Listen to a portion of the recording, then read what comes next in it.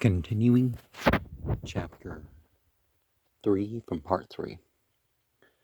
Both the cousins were now baptizing, Jesus at the Jordan and John in Samaria. It would seem that some Jewish proselyte to Jesus had had a discussion with some of John's disciples in which he spoke slightingly of the reformatory baptism of their master and magnified the discipleship of Jesus as if the latter had rendered the former superfluous.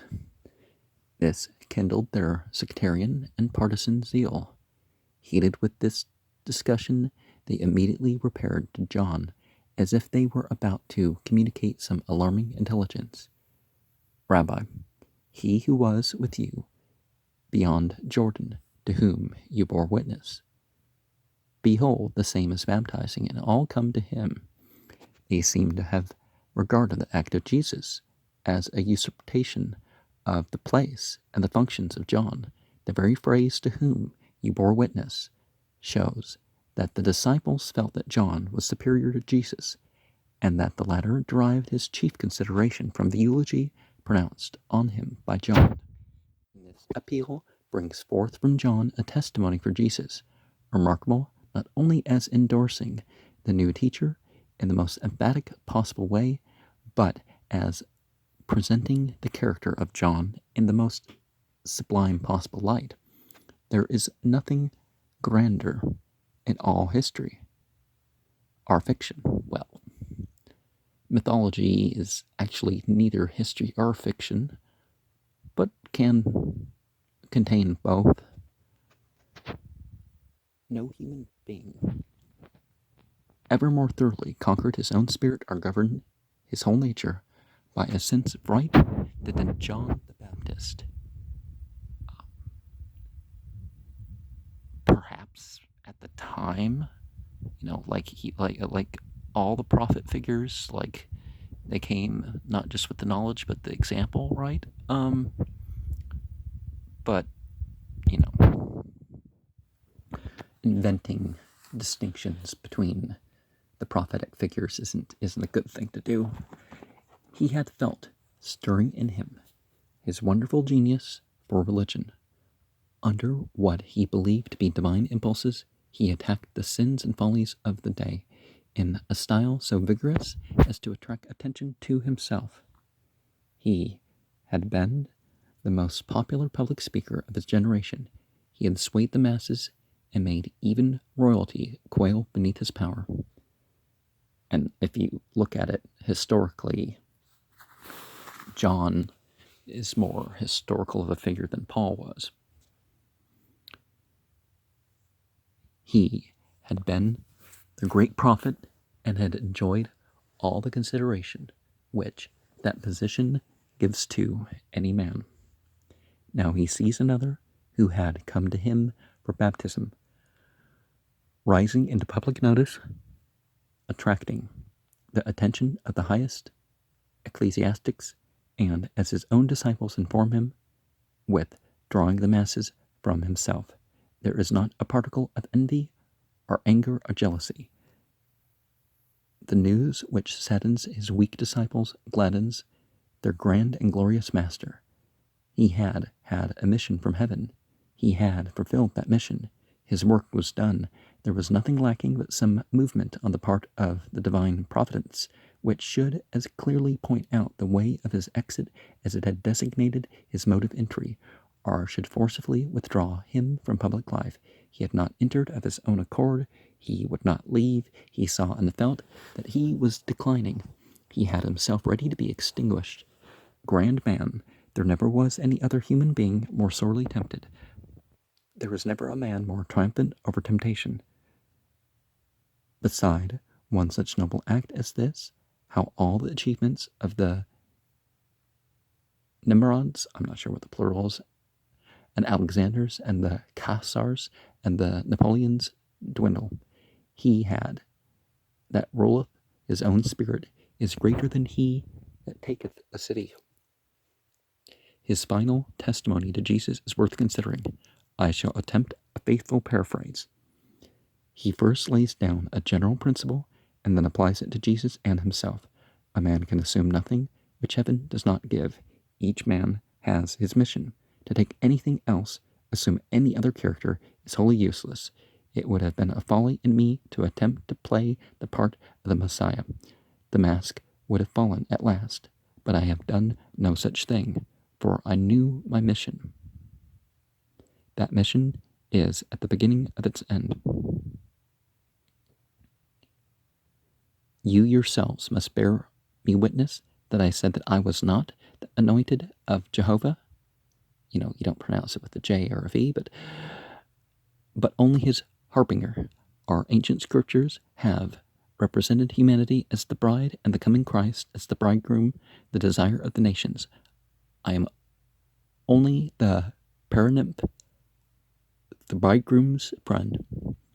I rejoice in the occasion which gives humanity to the arms of her lover and bridegroom. The sound of the voice of the bridegroom is to me the assurance that my mission, so far from being a failure, has been a complete success.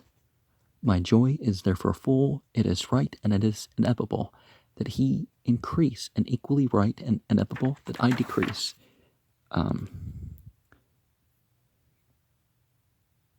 not sure where this mark is here, but the philos to amphio, friend of the bridegroom, was the regular organ of communication in the preliminaries of the marriage, and had the ordering of the marriage feast.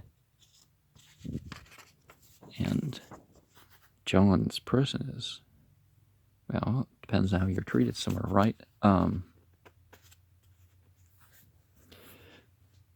The saying of John the Baptist soon had a tragic fulfillment. Across the river from where he was baptizing, Herod Antipas, the tetrarch of Galilee, Imperia, had a frontier castle known as Machaerus, to which he seems to have drawn John, as it would appear hardly proper even among tyrants that he should have gone over to Samaria for his victim, and thus invade the procuratorship of Pilate. This Herod Antipas, while on a visit to Rome, had seduced the wife of his half-brother Philip, and brought her with him into the bounds of his tetrarchy. Having determined to make her his wife, and knowing how it would shock the people, it occurred to him that the sanction of so influential a person as John the Baptist would secure him from popular violence. No, that's not really something you know, because then you say he corrupted even John the Baptist. It could make things worse, right? John, relying on his personal popularity or confiding in the honor of the prince, probably went over on an invitation from Herod, who may have sent for him on the pretext that he desired instruction. He was then properly solicited to sanction this marriage, but Herod had mistaken the man. John denounced it and boldly told the wicked prince, "It is not lawful for you to have her." Herod and Herodias were enraged at this interdict, and John was thrown into prison, and would have been killed at once if Herodias had had her way. But Herod was politic, and knew that such violence would make an outbreak among the people, the very thing he dreaded. When Herod finally slew John, he gave out as the reason that he feared lest the great influence which John had over the people should give him the power and inclination to raise a rebellion, as the people seemed ready to do anything which John commanded. This we learn from Josephus in his Antiquities book 18, chapter 5. This was the state reason publicly assigned, but the real and private reason, as the evangelical historians give it, was the hatred which Herod and Herodias felt because he would not sanction their wickedness. Matthew 4, Mark 16, Luke 3. Well, it's really the same thing, right? But don't, right or wrong, wait till people actually do stuff to punish them for it. Not, well, they could have done something. Like, that's part of what's going on politically right now in my country. They're saying, well, he probably has the power to influence something. So since he probably has the power to influence something, then we should never let him have political power or whatever.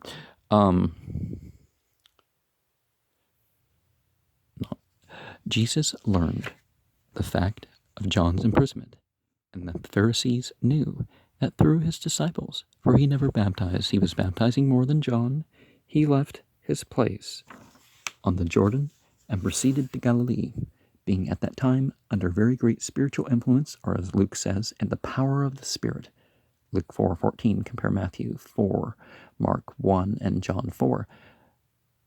His way of usefulness being closed in one direction, he turned himself to other fields. His shortest way lay through Samaria, in which is the city of Shechem. This place is famous on many accounts. It's the most beautiful spot in all Syria. Modern travelers, as well as ancient writers, lavish extravagant epithets upon it. Muhammad said, now if there is a reference to this, let me know, because of course some of the words here we kind of doesn't quite sound right, but if we're trying to render in English, this place is in here, and that sort of. The land of Syria is beloved by Allah beyond all lands. Muqaddasa, the Holy Land. And the part of Syria which he loveth most is the district of Jerusalem. And the place which he loveth most in the district of Jerusalem is the mountain of Nablus. Of course, Nablus being the Arabic name, but I forget whether it's a sin or a sod. I think it's a sin in the word, the Holy Land, basically, but or some other word that refers to Israel and then some, right? This is the modern name of Shechem. I don't know whether this is an actual drawing of the place or being a corruption of Neapolis, a name given to the city by the Emperor Vespasian. On the spot, Abraham pitched his tent and built an altar on his first migration to the land of promise. See Genesis 12:6. So it may be a corruption, as people will say, of even earlier language, but a lot of it's not corruption. It's just, the etymology and stuff is different in different languages, and the only time they intentionally change it, per se, that you could talk in that sort of way is that, well, it means something displeasing, After his sojourn in Mesopotamia, Jacob selected this place for residence, and there he dug a well, which remains to this day. See Genesis 33:18. Well, does it remain to this day, or is that just, here's the big well, it could have been covered over, right? Some pretty significant wells have been rediscovered, and this must have been it. This matches the description better, but tradition for a couple thousand years has said something different.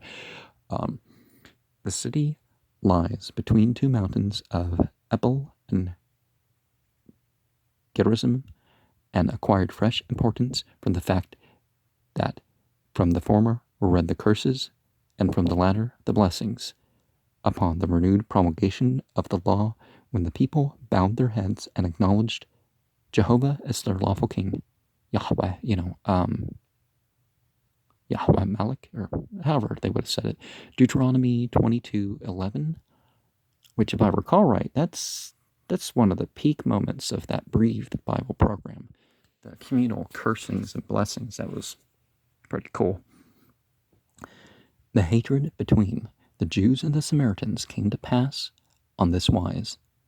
Shalmaneser, BCE 721, had carried Israel away into Assyria into captivity.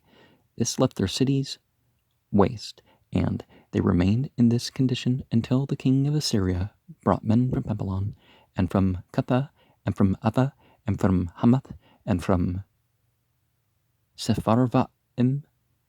I don't know if the im is the yim or im or whatever, the plural ending. Siparu, yeah, I think it's probably a plural of something, and placed them in the cities of Samaria instead of the children of Israel.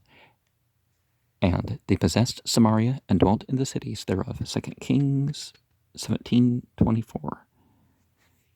there is some doubt as to who the king was that put this new un-Jewish population in the land. Well, historically, we can't say before 540 that there really was a Jewish population. There were mixed Israelites, but Judaism as something you could call religion, it didn't really exist until after the Babylonian, after the captivities, the Assyrians and some other stuff. So Syria being part of Assyria,